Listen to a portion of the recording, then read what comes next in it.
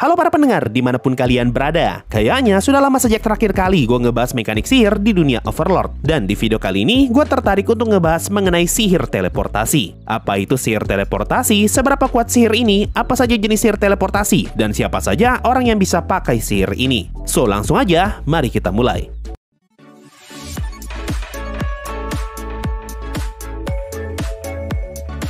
Sesuai dengan namanya, teleportasi, ini adalah sihir yang memungkinkan penggunanya untuk bisa berpindah dari satu lokasi ke lokasi lain secara instan. Di volume 6, Ainz ngomong, ketika masih di Yggdrasil, player bisa menaruh waypoint yang bisa digunakan untuk berteleport dari satu kota ke kota yang lain. Tapi ketika di New World, sistem seperti ini tidak ada. Kalimat yang serupa juga muncul di Overlord bonus volume. Ainz ngomong kalau di Yggdrasil, seseorang bisa meninggalkan marker atau penanda sebagai target teleportasi. Tapi di New World, mereka justru harus menghafal tempat yang akan dijadikan target teleportasi. Makanya di volume 12, Ainz ngomong ke para paladin kalau dia bisa menggunakan sihir teleportasi, asalkan dia sudah tahu di mana lokasi markasnya mereka. Hal yang sama juga berlaku untuk penduduk New World. Contoh di volume 10, Evil Eye ngomong kalau dia bisa dengan mudah berteleport ke Erantel, asalkan dia sudah familiar dengan tempat tersebut. Di volume 10 juga kita diberitahu kalau saja ada seseorang yang berada di tempat yang menjadi target teleportasi, maka orang yang berteleportasi akan dikirim ke tempat terdekat yang paling aman. Lalu, bagaimana kalau ada orang yang ingin menggunakan sihir teleportasi untuk berpindah ke lokasi yang tidak dia ketahui? Jawabannya ada di volume 12. Di sini Ainz ngomong kalau normalnya seseorang tidak bisa berteleportasi ke tempat yang tidak diketahui, tapi seseorang masih bisa berteleport selama lokasi tersebut masih dalam jarak pandangnya. Nah, sihir teleportasi bukan hanya bisa digunakan untuk memindahkan diri sendiri, melainkan bisa digunakan untuk memindahkan orang lain.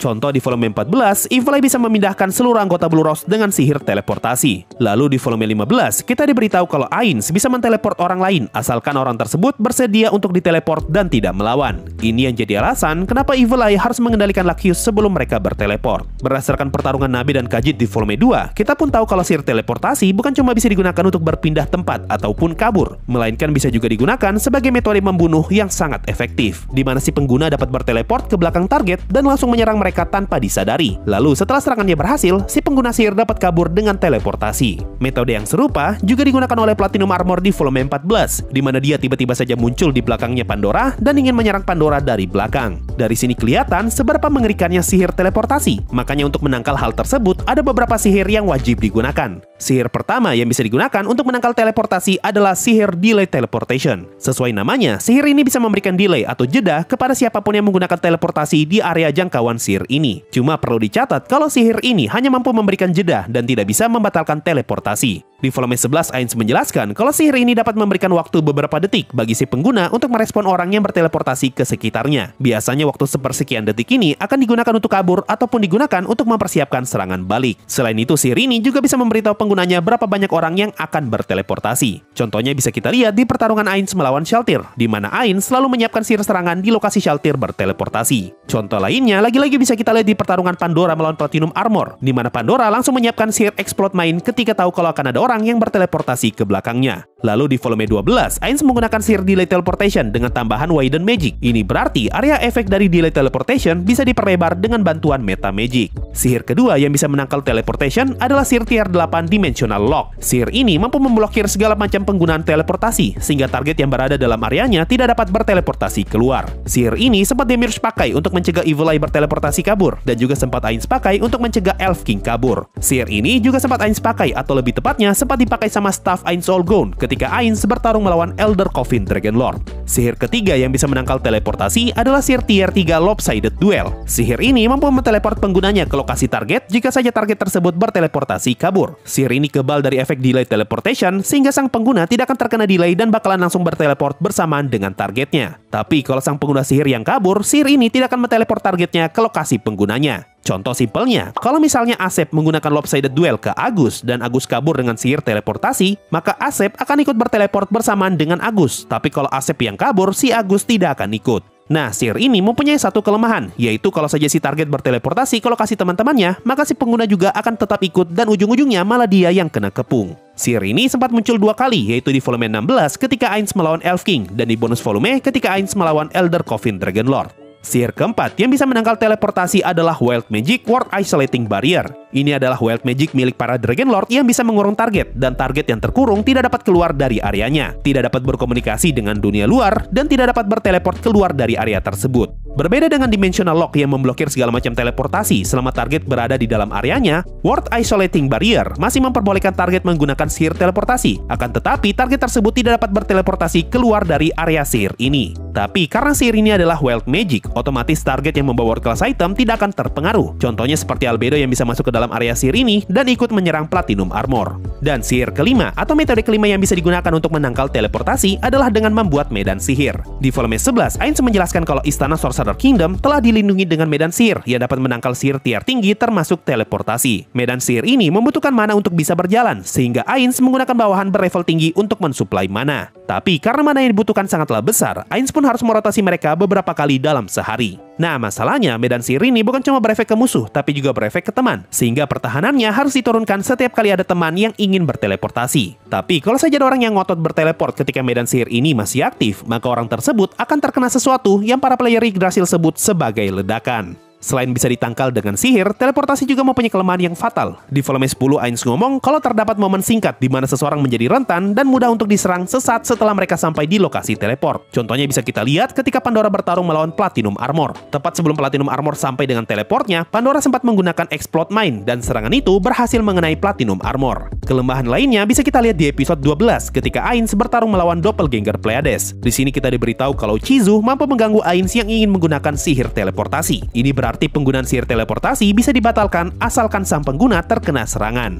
Di Overlord, ada banyak jenis sihir yang mempunyai efek teleportasi. Contoh di volume 6, Tina dan Tia mempunyai kemampuan untuk berteleportasi jarak pendek melalui medium bayangan. Mirip seperti kemampuan Shadow Demon di web novel yang juga bisa berteleportasi jarak pendek melalui bayangan. Contoh lainnya ada di volume 16, di mana Elf King mampu berteleport ke lokasi Earth Elemental miliknya. Lalu di volume 7, kita diberitahu mengenai sihir tier 3 bernama Dimensional Move. Ini adalah sihir yang bisa digunakan untuk menambah jarak antara sang pengguna dengan targetnya. Nah, selain sihir tadi, ada dua sihir lagi yang menggunakan nama teleportasi, yaitu sihir tier 5 Teleportation dan sihir tier 7 Greater Teleportation. Cuma kalau di web novel, sihir Teleportation masuk ke dalam tier 6. Di volume 10, Fluder sempat kaget ketika mendengar Ainz yang ngomong kalau dia akan menggunakan sihir Greater Teleportation, karena Fluder sama sekali tidak tahu sihir apa itu. Kalimat ini mau ngasih tahu kita kalau penduduk New World sama sekali tidak tahu tentang keberadaan sihir tier 7 Greater Teleportation, dan mereka hanya tahu sihir tier 5 Teleportation. Sepengetahuan gua, hanya ada beberapa penduduk New World yang bisa menggunakan sihir teleportasi, yaitu Fluder, Evil Eye, orang-orang dari Shrine Theocracy termasuk Black Scripture, dan juga para anggota Corpus of the Abyss.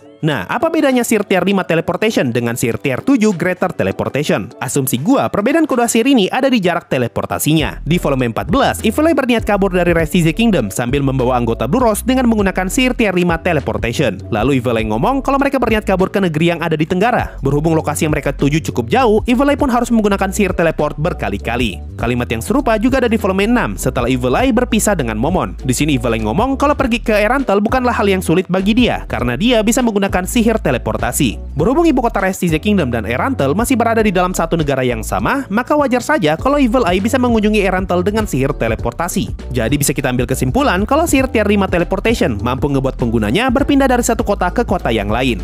Nah, kalau sihir tier 5 saja bisa ngebuat orang pindah kota, lalu apa kabar sihir tier 7 Greater Teleportation? Di volume 10, Ainz sempat mengajak Guildmaster Ainzak untuk pergi ke ibu kota Baharut Empire. Lalu, setelah urusan mereka selesai, Ainz pun mengirim Ainzak balik ke Sorcerer Kingdom dengan menggunakan Greater Teleportation. Hal yang serupa juga bisa kita temukan di volume yang sama, di mana Ainz menggunakan sihir Greater Teleportation untuk berpindah dari Sorcerer Kingdom ke ruangannya Fluder yang ada di Baharut Empire. Dari dua contoh ini kita pun tahu kalau sihir Greater Teleportation bisa ngebuat penggunanya berpindah dari satu negara ke negara yang lain.